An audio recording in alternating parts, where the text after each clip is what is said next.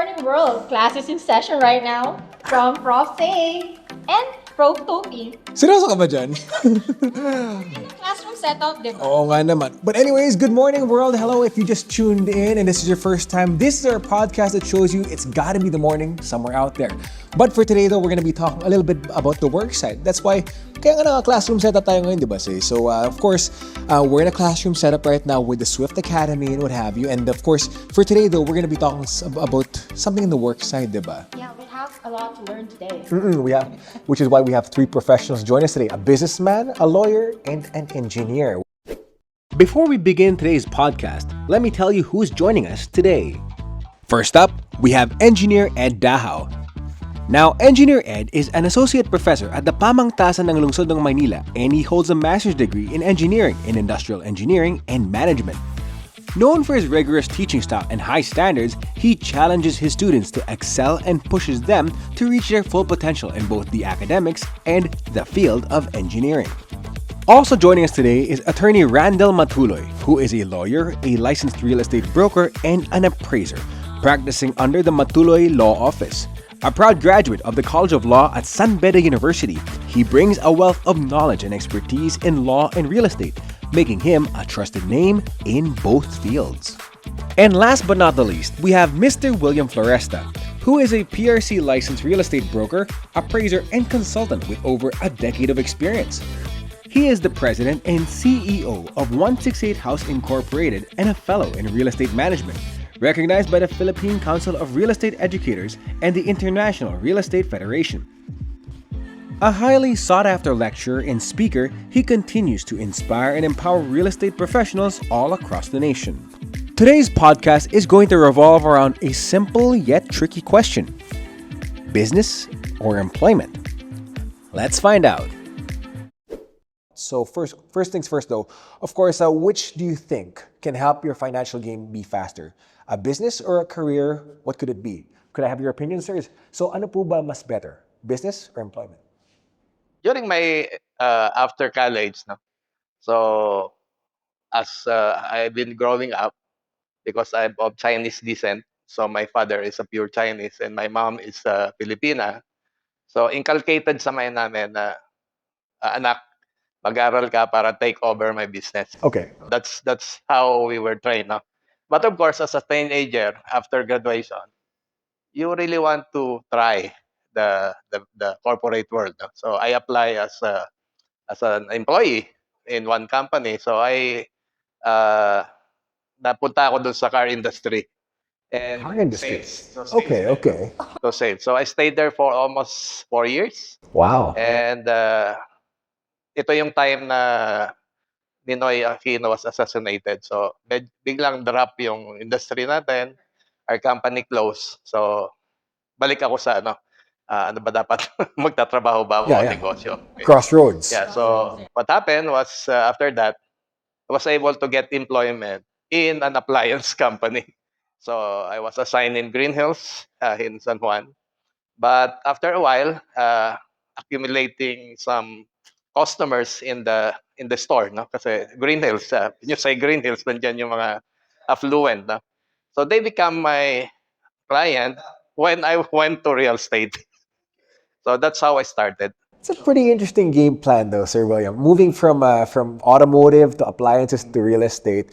And really this has been basically business for you, no? At first, hindi eh. It's just like testing the corporate world. So testing the water, socializing. Until I find a niche, which is real estate. And sabi ko, dito na. So, and the story, that's my story. No? The rest is history. The rest is history. As they say, the rest is history nga naman. But of course, that was the story of Sir William Floresta. Now let's hear from, of course, before we go to engineer though, let's hear from Attorney Randall muna. Attorney Randall, of course, let me hear from your side though. Now, you've studied as an attorney for years, right? So what is it for you though? Would it be business or would it be employment? I'm observing my clients. The legal profession has absorbed a lot of my time. I invested in businesses, some turned up great, others did not. But along the way, I'm still a lawyer. But I also started as an employee, as an associate here in Ortigas area.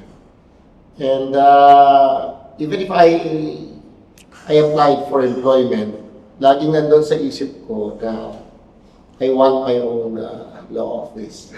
So I usually treat employment as a training ground. Yeah.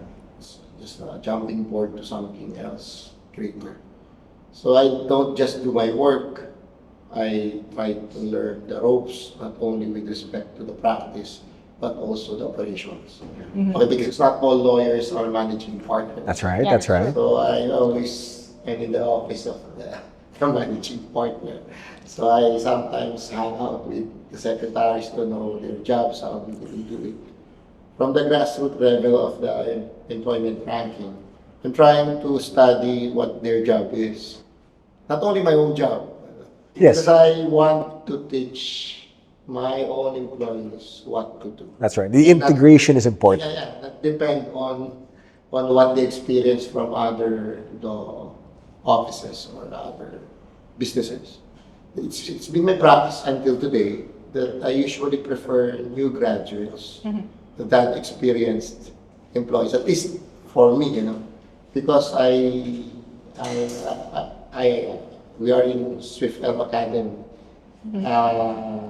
I teach. That's why it's also my passion to train my own employees to the procedures and operational skills that I want them to have.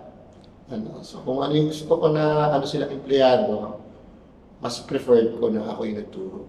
So I seldom get employees that are already long-time employees of other person. So yun sa akin. So it's always better na okay ka ba maging empleyado, wala namang masama doon. Kaya nga siyempre part of progression yung andun yung attitude mo na okay, pwede akong long term, pwede rin naman optional. Short term, pero hindi sayang ang oras kasi may natutunan ako. Tama. So it's really about integration. And if I may integrate though, so we are in the Swilf Academy, and of course, it also specializes in real estate. And so we also have Engineer Ed Daho here. Engineer Ed, thank you very much for joining us as well. If I may though, quick answer though from you as we begin with our podcast. Is it going to be business or employment for you? Which do you lean towards more? Well, I have been employed my entire life. I'm retired right now. So I was a mechanical engineer. I'm so good in my studies. I topped my board exam. But when I took my master's degree, I was fascinated with information technology. So I switched. I switched into a different career. So I became an information technology professional 2 years after I became a mechanical engineer. So being a IT professional, I've been an employee. But I've been an employee who doesn't want to be just a regular employee. I want to be at the top. Under the corporate board. Okay. So, yeah, I was able to reach the top level of any corporate organization. But I couldn't imagine myself in business because although I am a risk taker, I'm not 100% risk taker as those businesses are. I resonate I with want that. a stable job, but there are, of course, stress. Yes, definitely. Goes with it, but anyway, I couldn't imagine myself to be an employee. But in spite of that, Monday to Friday, that's my full-time job in the industry. Yeah. Saturdays, I teach at the Graduate School of Engineering in Wow. a public university here. What is a public university? Anong public university to, sir? That's PLM. PLM? Manila. Oh, nice. Okay. So that's your give back to the community. That's true. Well, if I may joke around, I say that's my stress reliever. Yeah. I get the stress Monday to Friday. I pass on my stress to students on every Saturday. That's just a joke. Hindi ka naman nasa-stress sa mga sagot nila sa test paper. Oh no. I'm one of the terrors in our graduate school. You're a terror prof. I am, yeah. Good luck, sir. Terror profs sa college, right? Because like, you learn a lot from terror profs more than dun sa mga kind profs. I really push my students because what's the use of studying? And besides, when you take graduate studies, nobody pushed you to take that study. No more parents to say you must be a college graduate. So it's your own personal decision. That's why I push all my students to be the best of what they could be in graduate school. Discipline talaga. Discipline talaga. And that connects to the work-life balance, eh, diba? That's a difficult part every time everyone wants to get into business or into employment rather, is that the idea of work-life balance, diba? Say, how about you though? As someone behind the idea of being in both though, how do you prioritize work-life balance? So I'm actually part of the corporate then. So I kind of really resonate as an employee. For so long I've been an employee talaga. But then again, like you sir, nag-ano din ako for the progression of dun sa pinakataas ng corporate. So like I find that level the most comfortable level for employment kasi you have like your time as well as you also let out your ideas to the corporate world. So for me, work-life balance actually starts with the discipline inside work. So you just have to be really mindful talaga on your time management work so that it doesn't spill over. At saka ano din siya, I think it's kind of healthy to actually have your 9 to 5 or 8 to 5, whatever, here in the Philippines. And then you really focus on yourselves after work. Kasi one thing about that, I don't know if you also resonate, is like burnout is real, right? That's true. That's correct. So yeah, so before kasi like I'm not sure if you also have this kind of experience kasi we're really young, diba? Nung tayo na very young tayo, we actually have this drive na hindi, we have to go. Yeah, yeah. We need to do that. And we actually forget work-life balance. Yeah. So ngayon, like in my age, I think in your also age and time, like katulad naman sabi sir, it's like you have like Saturday to study for yourself to actually develop yourself. So Yeah. I think that's how you do work-life balance. You also need to have your hobbies. You also need to have time for your family and your friends and your life in general. So it's a kind of like a very hard discipline to do, especially you're young. It is, and it goes for anybody though. But of course, if I may, to our sirs again, I'm gonna like you guys can answer this randomly, whoever feels like it though. Whoever wants to go first, kahit sino, okay lang. Let's talk about work-life balance though. Syempre sa negosyo, syempre sa trabaho, we all have work-life balance, and sometimes it can get tricky, diba? But how do you guys do your work-life balance? First is relocation. Relocation. Nako. Sir, hindi pwede tumakas ha. We're not above the law here. Because what I did is experience practicing in Manila during the first years of my law practice. When I passed, I was working in the Ortigas area. So I get to taste the experience of being a Manila lawyer. Okay. So, well, Manila never sleeps, so did I.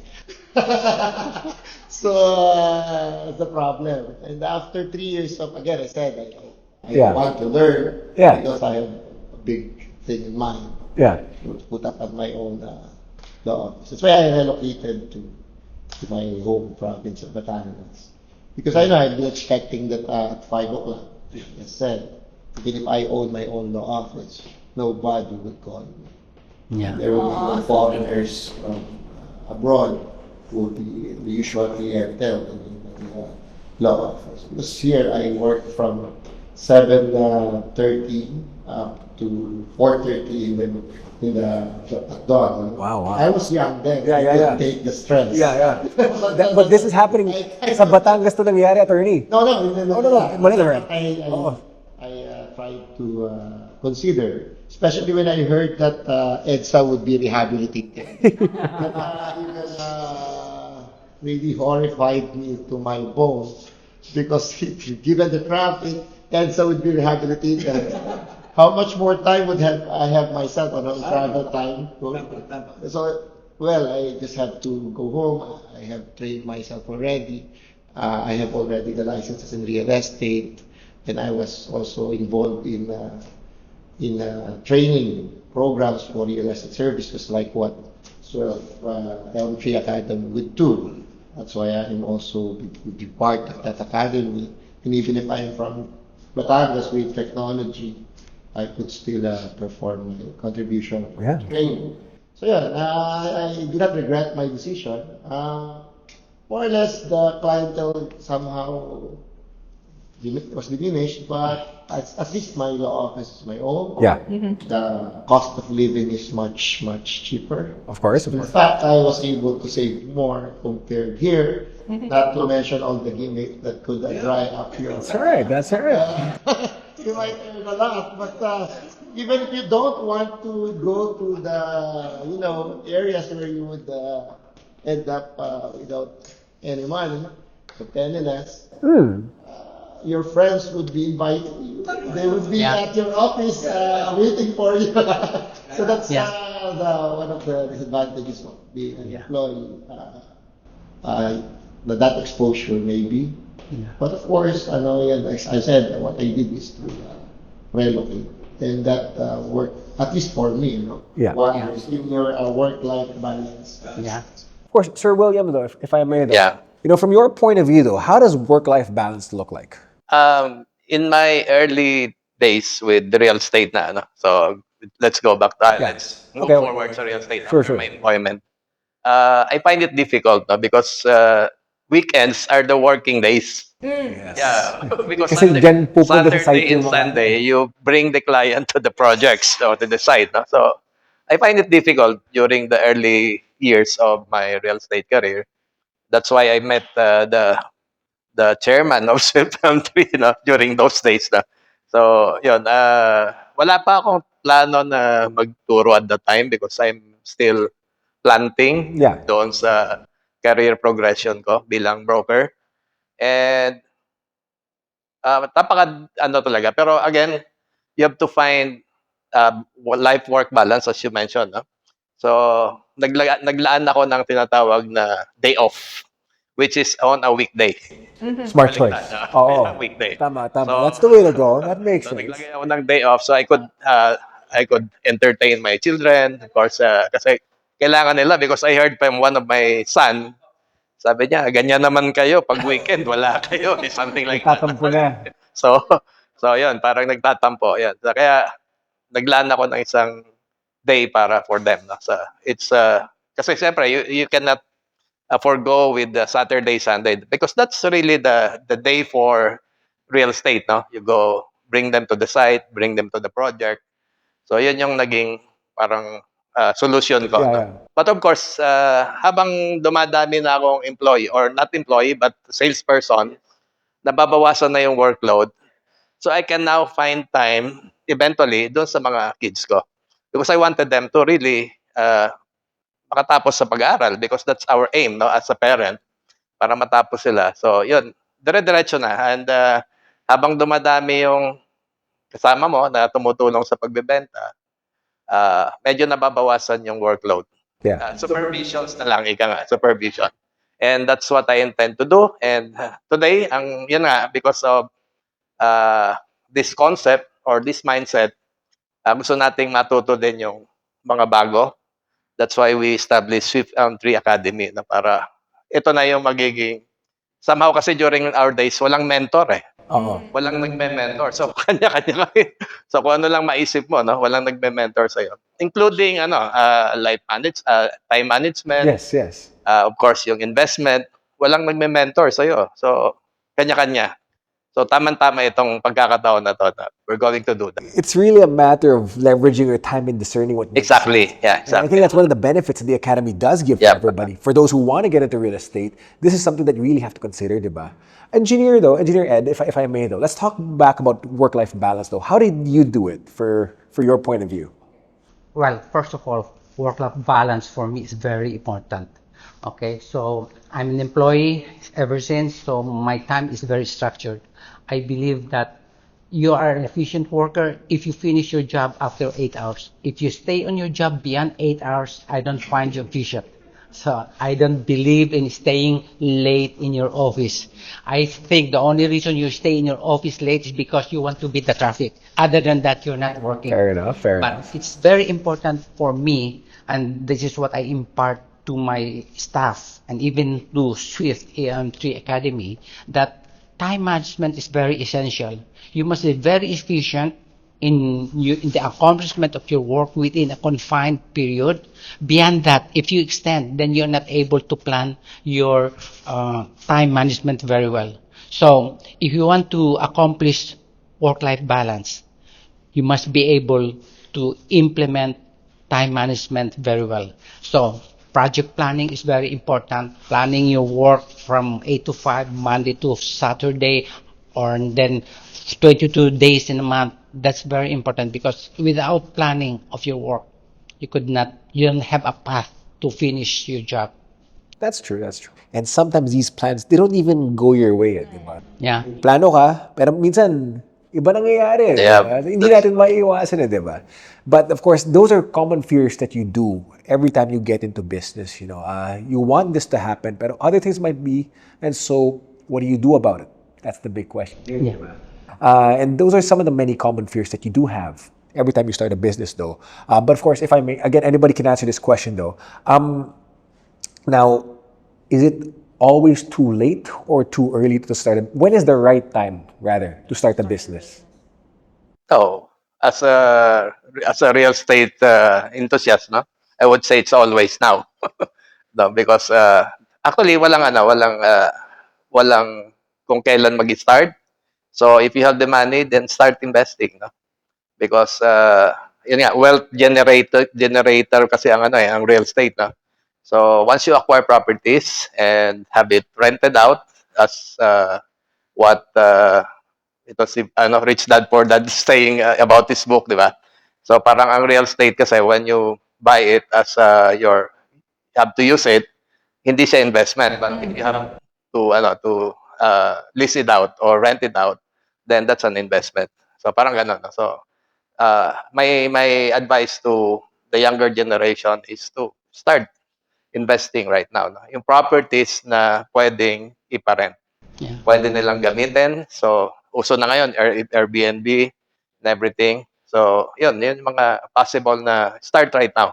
So, there's no time talaga na invest in the next few months or in the next few years. No? So, if you have the money, pwede naman kasing pwedeng financing eh.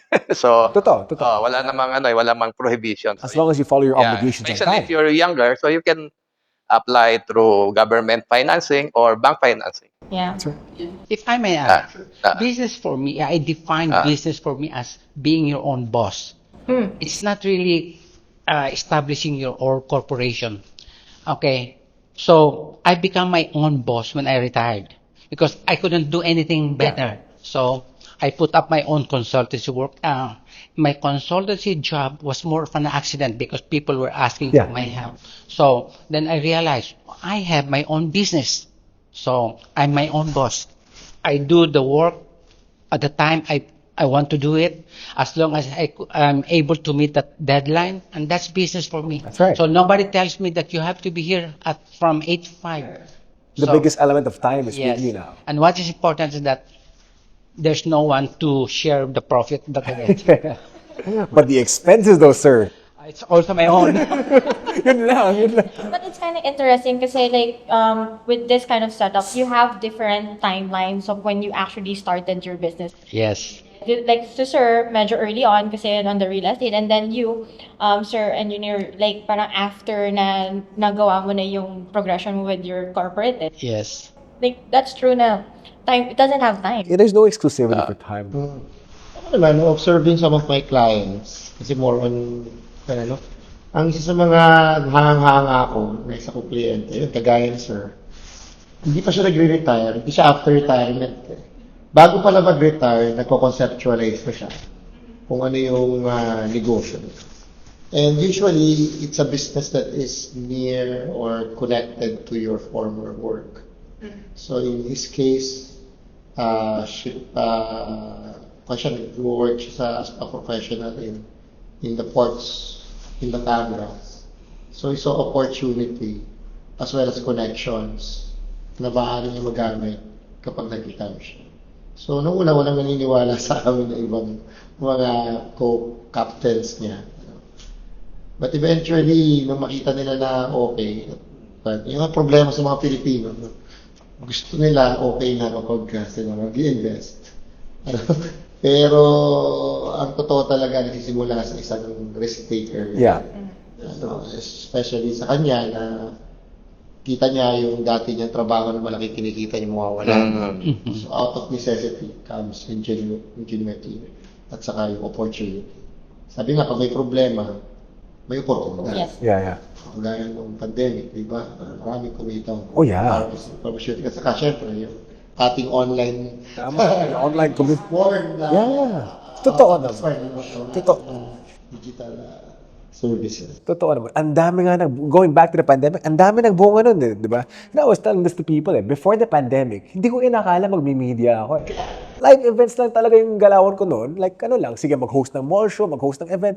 Talagang basta sabi mo, subukan ko yung mga TikTok, Instagram, just for the, the term was laro-laro lang just for the fun of it Ay, malay ba natin kung saan tayo mapupunta, di ba? Sa tingin ko nga, kung kailan ka ba mag-negosyo, kapag may na-observe ka na sa That's right. problem, then that's the time. Totoo. Why wait for others to grab the opportunity? Yeah. Actually, nung pandemic din, I was able to start my YouTube channel. Oh, yeah. Diba? I mean, like, just for the fun of it, diba? I mean, like, the question there is, if not now, when? Yeah. In the corporate world, Yeah? thanks to COVID-19, work from home Oh, yeah. is a norm. So who could imagine that people would be working at home? Oh. Thank you to COVID-19. I mean, like, it was a little sad that marami nagkasakit. But what that did, though, rather, the pandemic, was it taught us to be flexible, di ba? Naging flexible tayo, whether you're negosyante ka or whether you are an employee, di ba? And as an employer, na-challenge ka din na how do you make your environment better for the employee, di ba? Kaya nauso yung mga work from home setup in that sense, di ba? So, yung employer, na-challenge din siya. And, as the employee, napapaisip pa din, I have to upskill. Kailangan mas maganda skills Yes. para mas maganda rin na represent ko sa company. Diba? This is where you can see ideas like si host biglang natuto mag-camera, mag-edit. Or like, let's say, any examples from your end, say? Like ako, from the events, Oh, yan. diba? From Oo. the events side. So I had to do like advertising and Exactly. how to do sponsorship. Oo. So like all aspect of marketing, natutunan ko siya Totoo. during that time. Especially digital marketing. Yeah. Exactly. I think, especially for baby boomers, no, like me. Ano? Totoo So, yan. wala kami experience sa digital world during our days. Pero it challenged me, no, to show to the people na katulad ko na it's not really late, no, to start digital marketing. Yeah. Yeah, so yan, doon nag-umpisa, ano time na 'yon.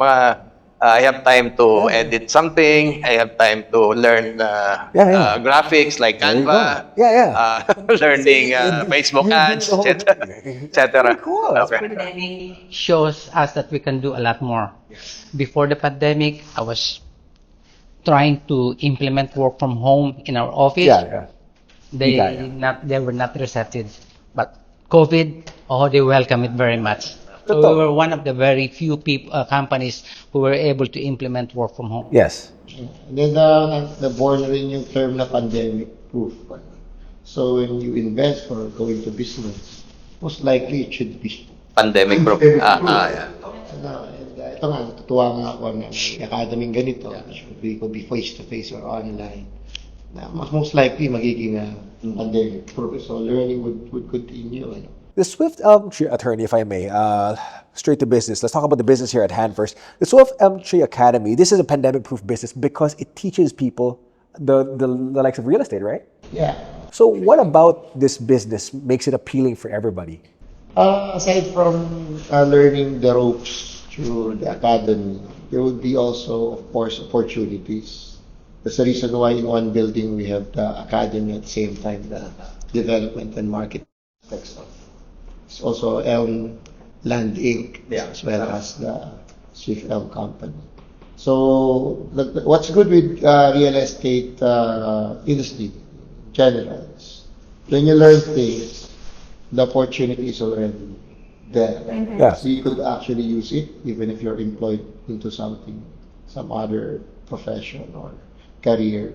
You could always make it as a sideline or even a full-time job. So like when you learn in that academy, most likely you could immediately use it as a form of source of income. Yeah.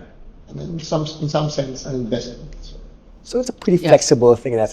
If I may add to what attorney has mentioned, Swift Elm Tree would want to be a differentiator in the real estate industry. We would want to fill in the gap between graduates from the academy and then the real world, because we always know that there's always a big gap. So even if you're a new graduate, even if you're a cum laude, the moment you go to work, you seem to be at a loss. That's what the Swift Academy would like to address. And it's not about just the real estate business, becoming an executive, becoming your own boss. So that's what we would like Swift LMT to be when it comes to the offerings in the market. Okay, I think Sure. the right word is disruptor. No? Swift L3 is thinking of disrupting again the industry, no? Because Yeah. actually right now, when you look at the developers, they don't have an academy. Yeah. Okay, they only have the sales and marketing. They have this so-called training Yeah. on their own salespeople, but they don't have this academy. And of course, our industry is regulated by PRC, regulated by Department of Human Settlement and Urban Development, or DSUD. So I think this is one way for us to be more compliant, okay? And our graduates or our students here would become more knowledgeable when it comes to the laws, no? Because andyan si attorney nga, no? Who will be imparting the legal side of it. More skills. Yeah. Saka yung skills, no? Yes. Because I think our management here, our boss, Jericho, is into business development, which is yun yung parang kulang din sa amin, no? Even we are consultants here. Yes. But parang kulang kami in terms of the development. So I wanted also to learn. No? So hindi lang ito parang one way. It's a two-way street where we can learn also as the trainers or coach here. Especially we're going to put up the review centers aside from part of the academy. So yun yung magiging trend na wala. So again, the word is disruptor. Disruptor. All right. Speaking of disruptor, though, we have to disrupt our time flow though for this one. We have a lot of things going on, though. I mean, it's a very interesting topic, and like a lot of people would actually want to know Yeah. more about this one. So I guess like we're gonna like plug you in. Yeah, definitely. So if you guys want to know more about the Swift Elm Tree and the Swift Elm Academy, we're going to be posting their links down below. And as we wrap up today's episode, though, do you guys have any advice for any young and aspiring entrepreneurs or those who just want to see if they want to change their careers? Go ahead. Okay, let me start. Okay, for those people who want to be in the real estate industry, to be someone in the industry, and to be the boss in that industry years from now, go to Swift Elm Tree Academy. Everything is in there. Just have to pick what courses is fit for you. That's all. And I'm sure there's plenty of courses. Attorney, go ahead. As a last thought, in business as well as in life, it's very important also to consider your happiness. Sometimes things that make more money, it's not necessarily the thing that makes you happy. Right. So they're saying that follow the money. Well, I say when you engage in real estate practice, shelter is a basic necessity. And because of that, everybody is interested. Even yourself, even if you don't want to be a real estate broker, salesperson, or professional, but learning from Swift Elm Tree Academy could also give you life skills that you could use, to make you also happy in life by reaching your dreams and investing properly through the trainings that will be provided. So maybe in your situation today, you seem to be out of place, but there's the money.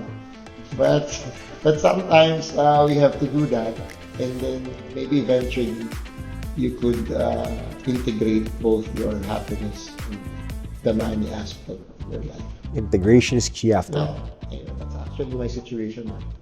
I enjoy teaching. That's actually my dream to be a teacher. But I became a lawyer because of Of course. There's right. You're trying to do. No, you want to be enterprising. Yeah. That's pretty much it. The key is innovation. Good that you have to reinvent yourself. You get the money and be happy. Siguro for me, I just would like to plug in another word. No? Sure thing. Mentorship. That's how Swift Elm Academy would intend to. No? Because in our industry, very few people would like to mentor some other people. Because when I passed the broker exam, wala naman ako nakuhang mentor. When I passed the appraiser exam, wala din ako nakuhang mentor. No? When I passed the consultancy exam, wala din mentor. No? So even the organizations that provide those, walang mentorship, no? Yung talagang totoong mentorship that you can be called the coach, no? So that's how we intend to do it at Swell Film Academy. So the three of us are, maybe you can call us now coaches. Definitely. Coaches. Meant to do, no? For our students, for our participants to be mentored, no? Kasi yun yung nakikita naming situation na diretso or makakapag-startup ka agad sila. May mentor ka agad. That's That's true. how intended. Shortening the learning curve. There you go. There you go. And creating a community while you're at it, right? So with that, of course, thank you very much again to Engineer Ed Dahao and to Sir William Floresta and to Attorney Randel Matulay for joining us for today's episode of Good Morning World. All right. Say we learned a lot today, no? Yeah. That was a pretty interesting information. But again, I'm really interested about all these things. I mean, like, as a person, as this person, and actually, nag-iisip ako ng investment, this is actually something close to my heart talaga. Okay. So, like, you'll see me talking to you guys later. diba? Actually, really interested in whatever you're talking about. And a perfect setting to have this at a classroom, right? But remember though, some dots are easier connected looking back rather than facing forward. And with that, that concludes today's episode of Good Morning World. Say, Class is dismissed. class is dismissed. See you in the next episode, guys.